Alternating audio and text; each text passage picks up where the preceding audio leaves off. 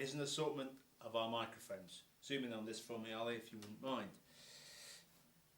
This is a Shure SM58, has a very specific clip to it. The microphone slides on like that. This is a dynamic microphone. This is one of the Rode pair. It's in one of the classical kits. Again, it comes with its clip. Taking the body of the microphone,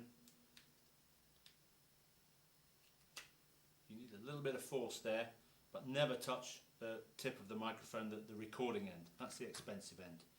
This is a Shure SM58. It's also a dynamic microphone. I forgot to mention that this is a capacitor microphone and is what's also called a condenser microphone. Microphones like this require phantom power. We'll talk about that in another issue. This microphone is an AKG 414. It's a very useful microphone because it has 4 different polar patterns. You can read all about that on the wiki. It also has some attenuation and a filter.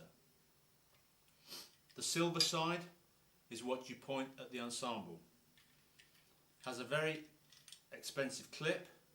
The microphone pops inside the clip like that, and then holding the microphone and the clip together, screw the bottom in really tightly. Test that the microphone is not going to come out of the clip, because sometimes you see this clip upside down. Obviously you don't want to test this when you don't know that the microphone is securely in the clip. And then screw the mic stand in here.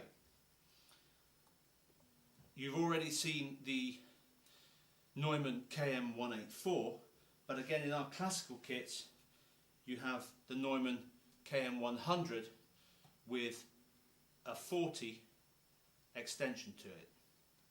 These microphones can come apart, but they never should do. Again, the clip is specific, the mic slots in like that, but on this microphone especially, what you'll see if you zoom in here, Ollie, is a 10 decibel pad. So if your ensemble is very loud, you can take an implement, often a biro pen would do, and insert the 10 decibel pad, which especially on loud ensembles attenuates this microphone. That's very useful. You don't have the pad on the Rode pair. Another condenser microphone requiring phantom power is the AKG C1000S. Some of the condenser mics are very good for classical recording and for overheads on a drum kit.